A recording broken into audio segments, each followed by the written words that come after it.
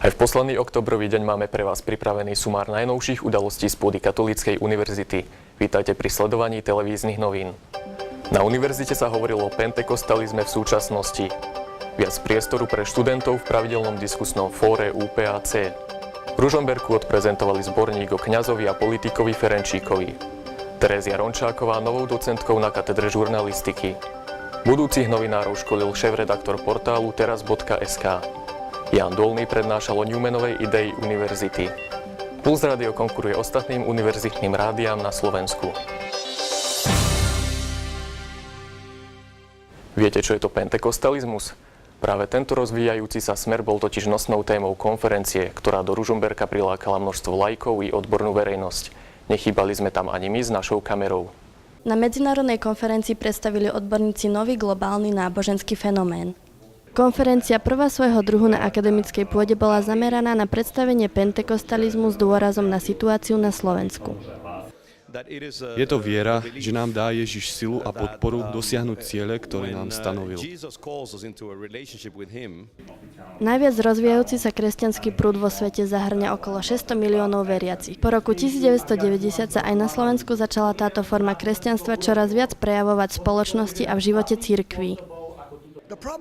Problém je v tom, že niektoré cirkvi kladú dôraz na tradíciu a zabúdajú na skúsenosti a pocity, ktoré sú tiež dôležité. Na pôde Katolíckej univerzity sa predstavili odborníci z religionistiky, teológie a etiky z Ameriky, Česka i zo Slovenska. Po oboznámení sa s problematikou pentekostalizmu sa zúčastnení pripojili do diskusie s svojimi postrehmi a otázkami. Pre médiá KU Natália Labudová. Univerzitné pastoračné centrum sa chce priblížiť mladým. Pravidelne organizovaných diskusí vo foaje sa tak ponovo môžu zúčastniť aj študenti. Uplynulý týždeň to boli práve tí zo zahraničia. V stredu 17. októbra sa na pôde Katolíckej univerzity uskutočnilo diskusné fórum, ktoré pravidelne organizuje Univerzitné pastoračné centrum. Fóra sa zo začiatku zúčastňovali najmä profesori a pedagógovia. UPAC sa však teraz rozhodlo priblížiť túto diskusiu študentom. Od začiatku semestra si pozýva zaujímavých hostí zo študentských radov. Tentokrát prijali pozvanie 4 mladí ľudia zo zahraničia. My sme rozprávali o tých krajinách, odkiaľ pochádzame, vlastne o Turkmensku a Haiti. A ako tam bývame, aké máme náboženstvo, o našej viere, ako v tom žijeme a ako sme sa dostali na Slovensko. Na Katolíckej univerzite v Ružomberku študuje množstvo mladých ľudí z celého Slovenska aj z zahraničia. Každý je originálny, jedinečný a v každom sú veľké talenty a je potrebné nejak sa k týmto talentom dopracovať.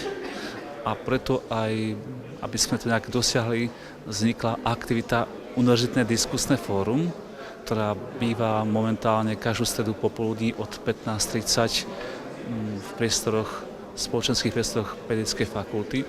Z foaje pre Katolícku univerzitu Jana Kojšová a Silvia Kopčanová. V Ružomberku sa nedávno konala prezentácia zborníka o živote, verejnom pôsobení a kontroverziách kňaza a politika Jána Ferenčíka. Ide tak o vôbec prvú odbornú a vedecky koncipovanú publikáciu zameranú na jeho osobnosť. Zborník o monsignorovi Jánovi Ferenčíkovi vznikol ako výstup z konferencie, ktorá sa v Ružomberku uskutočnila ešte minulý rok. Ide tiež však o odbornú odpoveď na negatívnu kampaň, ktorá bola voči jeho osobe v posledných rokoch rozpútaná. Snažili sme sa tú osobnosť, celý autorský tím hodnotiť komplexne, to znamená poukázať jednak aj na pozitíva, ale takisto aj na negatíva verejnej činnosti. V slovenskej histórii treba pristupovať odborne a nezaujate, a to aj osobnostiam, ktoré môžu vyvolávať kontroverzné pohľady. Kontroverznou je práve Ferenčíkova publicistická činnosť. V nej sa mal údajne pochválne vyjadrovať na adresu Adolfa Hitlera a nacistického Nemecka. Zborník sa nevyhýba ani tejto téme. Všetky Ferenčíkové obdivné vyjadrenia sa dotýkajú len vyjadreniu vďaky za to, že Nemecko dopomohlo k vzniku slovenskému štátu. Ferenčík v nejakom svojom článku nepropaguje nacistickú ideológiu. Rozsiahly archívny výskum naopak ukázal, že Ferenčík ako kňaz z spišskej diecéze zachránil desiatky Židov tak, že ich pokrstil alebo intervenoval. Vyhli sa tak deportácii do koncentračných táborov a tým pádom zrejme aj z tej smrti. Ján Ferenčík sa narodil v roku 1888 v Kežmarku. Okrem kňazskej služby sa venoval aj pedagogickej, prekladateľskej a edičnej činnosti. Po smrti Andreja Hlinku bol zvolený za ružomberského farára. Pôsobil aj v slovenskom sneme. Po druhej svetovej vojne sa stal jednou z obetí komunistického režimu, zomrel vo väzení. Zborník vydal Ústav pamäti národa v náklade 700 kusov. Katedra žurnalistiky má po rokoch opäť docentku. Úspešnú obhajobu habilitačnej práce má za sebou Terézia Rončáková. V nej skúmala hlavne schopnosť mediálneho jazyka prenášať náboženské posolstvá. Vedecká rada Fakulty masmediálnej komunikácie Univerzity svätého Cyrila a Metoda rozhodla o udelení vedecko-pedagogického titulu Terézii Rončákovej.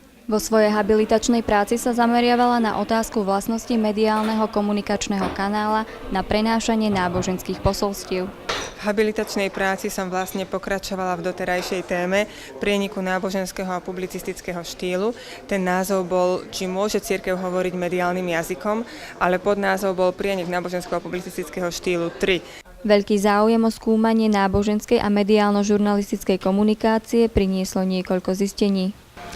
Je tam takmer až neschopnosť médií prenášať náboženské posolstva a preto som sa chcela spýtať a riadne to preskúmať vedeckými metódami, či je vôbec mediálny jazyk, čiže tá žurnalistická komunikácia ako taká, schopná prenášať náboženské posolstva. Pocity, ktoré predchádzajú udeleniu titulu, opísala čerstvá docentka takto. Tak je to veľká úľava, pretože predchádza tomu veľký stres a znamená to pre mňa vlastne určité splnenie si povinnosti akademickej, pretože ten, kto sa dá na akademickú dráhu, automaticky musí počítať s tým, že sa od neho nejaká tá docentúra a neskôr profesúra bude požadovať. Docenti majú pre katedru veľký význam. Môžu garantovať alebo spolu garantovať študijný program. Čím viac kvalitných profesorov, docentov a napokon aj doktorov je na tej ktorej katedre, tak tým môže byť fundovanejšia výučba, vedecké výstupy, publikácie. Terézia Rončáková pôsobí na Katolíckej univerzite od roku 2004. Má skúsenosti s Vatikánskym rozhlasom a Slovenskou informačnou tlačovou agentúrou. Je autorkou niekoľkých knižných publikácií. Rýchla a presná. To sú základné atribúty, ktoré by podľa Martina Dorčáka mala spĺňať agentúrna správa. Skúsený novinár zavítal na pôdu Katolíckej univerzity, kde školil svojich budúcich kolegov. Na katedre žurnalistiky sa v stredu 24. októbra konal workshop určený pre budúcich novinárov. Viedol ho skúsený lektor z tlačovej agentúry Slovenskej republiky Martin Dorčák.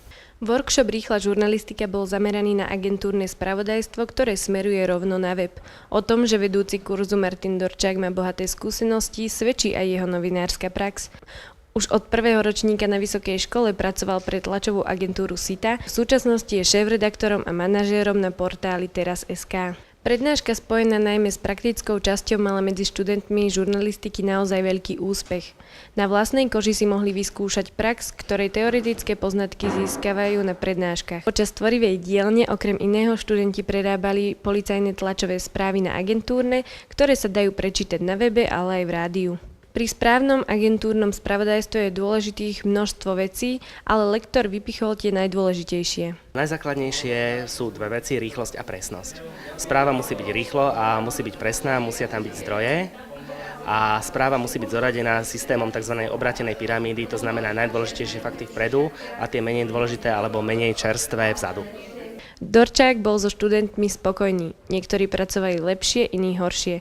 Ako sám tvrdí, je to podmienené praxou a samotnými vlastnosťami novinára. Budúci novinár by mal byť najmä pozorný, mal by vedieť sledovať dianie okolo seba, mal by vedieť rozmýšľať a vyhodnotiť si, že toto je dôležité a toto zase dôležité nie je, alebo je menej dôležité. A mal by byť aj tak jemne a zdravo drzý.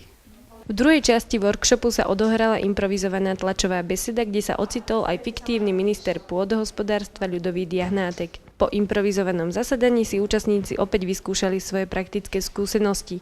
Z tlačovej besedy mali pripraviť rozšírenú správu, ale aj rýchlo bleskovku v novinárskych kruhoch známu ako flash správu. Zúčastnení študenti sa podelili o svoje dojmy z kurzu rýchlej žurnalistiky. Za seba sa musím priznať, že ešte nikdy predtým som nespracovávala správy z agentúr v takomto rozsahu. Dal mi určite možnosť skúsiť si to a myslím si, že v budúcnosti určite sa tam budem pozerať z iného hľadiska a myslím si, že to bude lepšie. Dnešný workshop som prišla preto, lebo som chcela dozvedieť niečo o agentúrnej žurnalistike aj z iného pohľadu, ako nám to bolo prezentované na hodinách. A chcela som poznať, aké je to z tejto praktickej stránky. V Vzťah rozumu a viery či univerzitné vzdelávanie v katolíckej cirkvi je dlhodobo preberanou a stále aktuálnou témou. O problematike vzniklo viacero ideí. O jednej z nich sa rozprávalo pred 2 týždňami v Ružomberku.